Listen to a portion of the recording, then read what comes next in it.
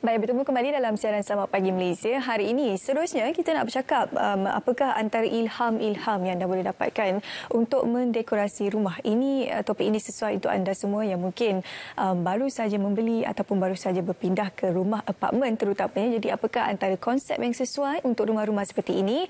Kami bawakan seorang tetamu di studio untuk kita bercakap berkenaan dengan topik ini, iaitu Cik Aznul Hadi selaku pereka hiasan dalaman. Cik Aznul, apa khabar? Selamat pagi. Selamat pagi. Okey, interior designer kita bawa kat studio hari ini. Saya harap dia tak komen apa-apa pasal studio kita hari ini. Okey, Cik Aznul, lebih pengkhususan kepada rumah lah ya, apartmen. Ya. Tapi mungkin sedikit latar belakang terlebih dahulu, Cik Zainul, dalam bidang ini. Kongsikan dengan saya dah involve dalam bidang ni lebih 25 tahun macam tu. Memang minat dalam bidang ni daripada dulu. Memang ini je saya minat. Okey. Yang lain semua okey lah. Biasa-biasa je lah. Biasa je lah. Tapi lebih kepada interior lah. design. Okey, 25 tahun. Pengalaman yang cukup banyak sekali dah terkumpul. Kita nak curahkan hari ini sikit sebanyak untuk penonton Selamat Pagi Malaysia. Apakah antara tip-tip untuk mereka di luar sana berikan satu dekorasi ataupun nafas baru dalam rumah apartmen yang mereka baru beli? Tips yang macam mana tu yang dia nak? Oh, okey. Kita bagi situasi lah ya. Yeah. Contoh, saya baru beli rumah apartmen. Saya nak pindah. Nak decorate tapi tak ada idea. Suka yang moden-moden tapi tak ada idea. Alamak, macam mana ni? Okay. Konsep yang macam mana yang sesuai? Konsep okey, dia ikut kepada keselesaan yang sebenarnya benda yang praktikal yang perlu ada dalam rumah, seperti selalunya ruang tamu kan ada sofa, meja, dan ruang makan, dapur. Benda paling utama, kita utamakan benda-benda yang praktikal, yang selalu kita guna. Yang selebihnya itu kita add on selepas dah duduk lah. Oh, okey. Jadi perkara pertama sekali pindah rumah, beli sofa dulu. Tengok sofa dulu. Katil dulu. Katil dulu. Katil dulu. Habis nak tidur kat lantai. Okey, katil dulu. Okey, lepas tu konsep macam mana? Lepas tu decide kemudian. Okey, sebenarnya konsep sekarang ni dah macam-macam macam-macam style. Ada yang modern, ada yang klasik, ada yang contemporary, bergantung kepada cita rasa masing-masing. Dan kalau boleh, banyakkan buat rujukan. Macam dulu, banyak buat rujukan kepada majalah. Tapi sekarang ni dah macam-macam. YouTube ada, semua Instagram, semua boleh buat rujukan dengan buat reference saja dengan benda tu. Okey, bagaimana sebenarnya saiz sesuatu rumah itu? Saiz sebuah rumah, contohnya rumah apartmen kan, ada yang 850 square feet, ada yang besar sikit 1000 lebih square feet, ada yang studio pun ada 400 lebih kan. Jadi bagaimana untuk kita menyesuaikan konsep-konsep yang kita minat terhadap keluasan rumah apartmen yang kita beli ni? Okey, ya, sebenarnya bergantung kepada cita rasa masing-masing. Okey, ada separuh orang dia suka yang cozy, yang penuh. Okey, ada separuh orang suka yang lapang. Tetapi macam nasihat saya, kebanyakan rumah zaman sekarang ni kecil. Kalau you perhatikanlah apartments, baik apartments atau rumah teres, semuanya saiz dia lebih kurang sama je. Jadi tak perlu beli perabot yang dempak, yang besar. Kalau macam apartmen contohnya, kalau nak nampak ruang tu luas, kalau saya advise beli perabot atau sofa ke apa daripada aras pinggang ke bawah. Sebab kalau beli lebih tinggi sikit, ruang tu akan nampak sempit. Tapi separuh orang dia suka yang sempit. Tapi kalau yang suka lapang, perabot dia daripada pinggang ke bawah, dia akan nampak luas, nampak bila berdiri pun nampak nampak luas saja. Kalau besar-besar tu nanti nampak sempit. Sebab sekarang rumah memang banyak. You pun setuju kan? Banyak rumah yang kecil sekarang ni. Kalau sofa tu tinggi, dia dah memenuhi ruang dia dah belakang dinding tu kan. Jadi itu yang beri ilusi nampak sempit tu sebenarnya. Melainkan kita banyak menggunakan elemen cermin untuk menampakkan ruang tu double, luas lah. Okey, bagaimana pandangan Tuan Sri? Ada setengah konsep mungkin tak sesuai dengan saiz rumah tersebut. Contoh rumah studio kan, tapi dia suka konsep contemporary ke kan. Mungkin sedikit serabut untuk rumah yang kecil, tapi dia suka konsep tu.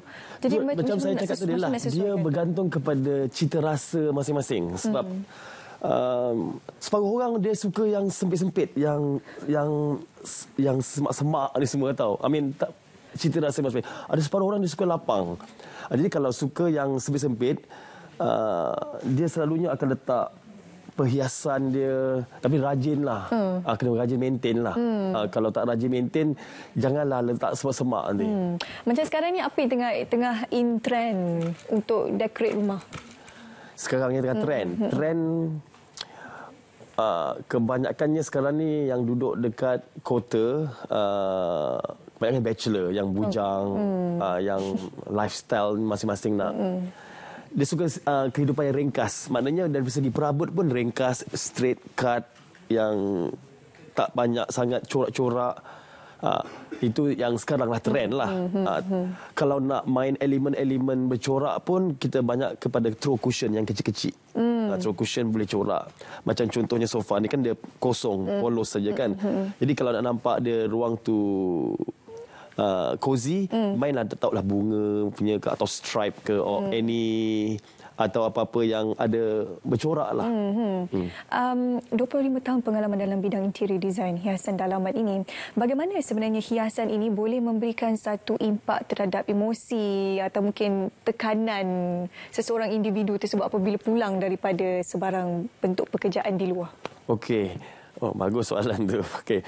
Sebenarnya kan macam kenapa orang suka menginap di hotel? Yeah. Okey, sebab apa? Sebab selesa. Jadi cuba bawakan konsep hotel tu ke rumah. Jadi selalunya bila balik sekarang ni stres menghadap jam, sampai rumah tiba-tiba tengok rumah serabut, macam boleh tambah lagi stres kan. Jadi kalau boleh saya advise jangan banyak sangat letak barang-barang perhiasan. Kalau boleh basic aja. Macam saya cakap tadi lah. Yang basic, yang paling penting saja, yang utama aja.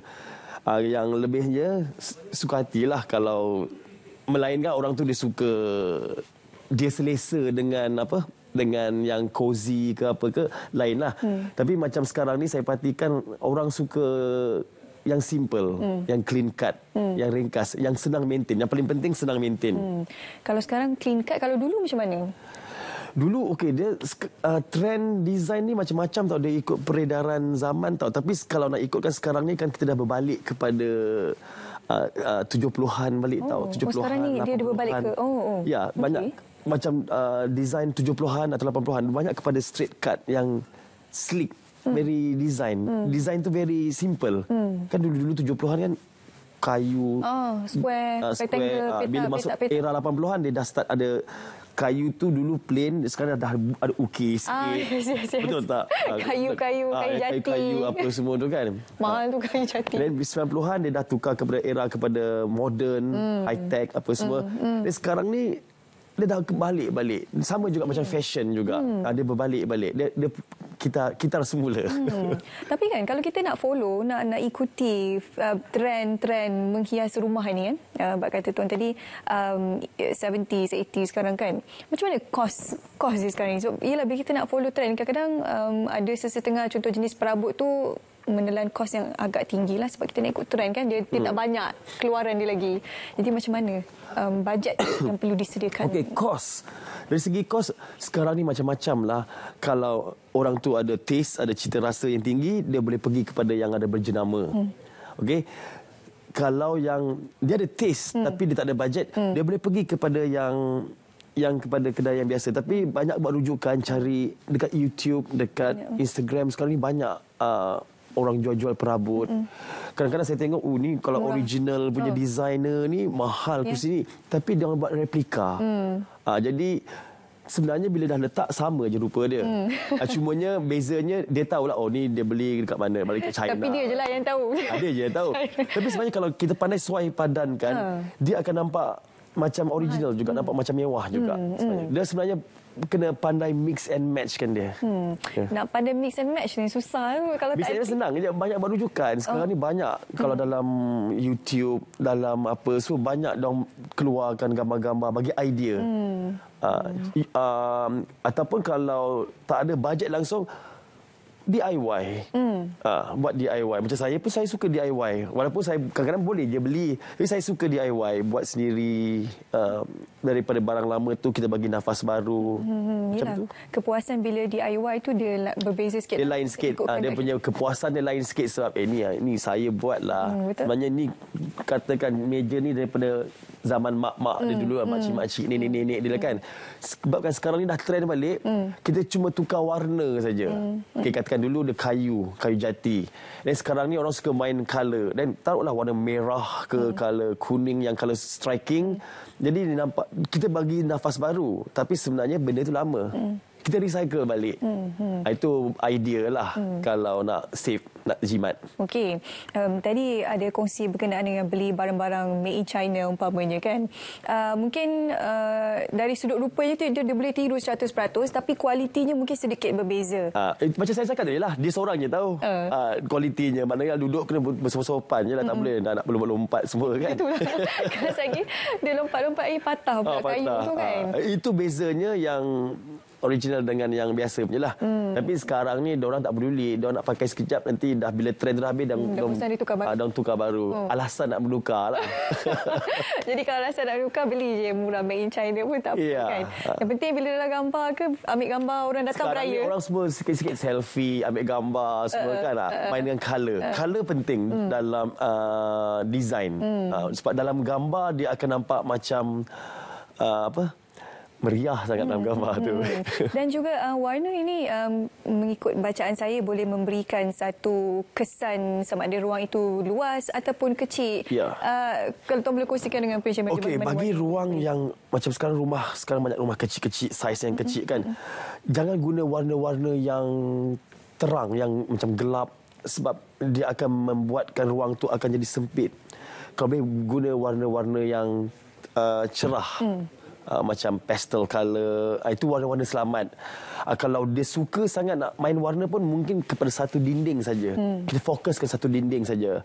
Jadi yang selebihnya kita neutralkan dari segi sofa ke apa ke, kita neutralkan. Jadi nampak luas. Okey. Warna-warna selamat lah tu. Walaupun sebenarnya ruang tu kecil je kan. Sebenarnya ruang tu kecil. Dan main cermin, nampakkan impact luas. Okey. Satu lagi, permaidani kapet dekat bawah kan. Adakah ini satu keperluan sekarang? Kapet pun bergantung individu. Separuh orang dia suka kapet. Macam sekarang ni orang tak suka pakai kapet, pakai lantai kayu, dia suka mop je. Senang nak maintain. Kapet-kapet ni separuh orang dia allergic, dia allergic, habuk. Nanti dia melainkan dia rajin vacuum. Kalau dia malas vacuum tak payahlah nak berangan nak pakai kapet ke apa ke kan. Okey. Interior designer pun tak menyarankan kalau malas nak vacuum. Kalau malas tak payah pakai. Biar kosong pun tak apalah. Yes, dia masih lagi boleh memberikan satu efek yang cantik di rumah. Betul. Dari segi ciri-ciri keselamatan pun apa jugalah sebab tak adalah macam kalau kan sekarang kapet kan bergulung. Jalan saya sendiri pun kan tersungkur juga kan. Jadi biar dia lapang. Sekarang ni orang suka yang lapang-lapang. Okay. Minimalis. Dia panggil konsep minimalis. Betul. Terutama untuk anak muda di luar sana kan yang baru beli apartmen tu memang banyak minat sebenarnya konsep-konsep minimalis ni kan. Yeah. Okey, kita nak cerita pula tentang pencahayaan. Lampu yang bila pindah rumah kadang-kadang ada nak tukar lampu fancy-fancy sikit, nak chandelier lah bagai kan.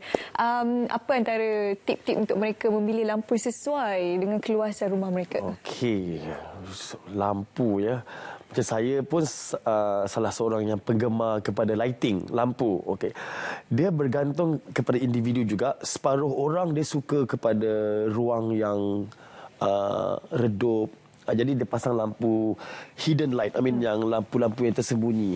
Maknanya dia lampu tu dia keluar lampu je tiba-tiba macam contohlah hidden light. Dia tak ada expose sangat. Kepada yang suka chandelier, saya tak nafilah, memang ramai sekarang dia suka chandelier yang tiba-tiba yang seketul besar tu chandelier. Dia suka. Memang benda ni tengah trend lah.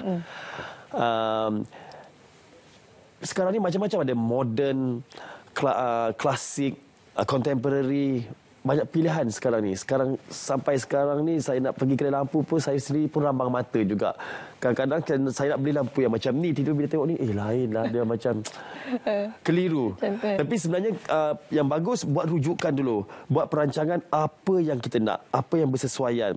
Mana kita buat plan. Kalau kita nak design rumah, okey, kita kena tengok sofa ni, lampu ni apa yang bersesuaian ke tak. Kadang-kadang orang ni dia suka campur-campur aduk kan. Dia beli lampu klasik, tiba-tiba kerusi moden, end up jadi rojak. Tu yang jadi cacar marba tu. Jadi bila orang datang, apa ni? Rumah ni konsep apa ni? Dan lagi satu, kalau dari segi konsep pun, kalau boleh buat satu konsep. Contohnya kalau dia suka klasik, the whole house, satu rumah tu klasik. Ni jangan ruang dapur klasik, ruang tamu moden, yang ini pop art, yang ni. Jadi bila orang masuk kan, lama-lama dia pun boleh pening balik. Dia pening apa rumah ni kan. Masuk rumah kawan atau masuk rumah sendiri, nak tenangkan fikiran je lagi serabut tengok. Macam selalunya orang kan suka pergi hotel, ada satu konsep. Masuk bilik ada satu konsep. Dia blend, dia punya design tu dia match each other.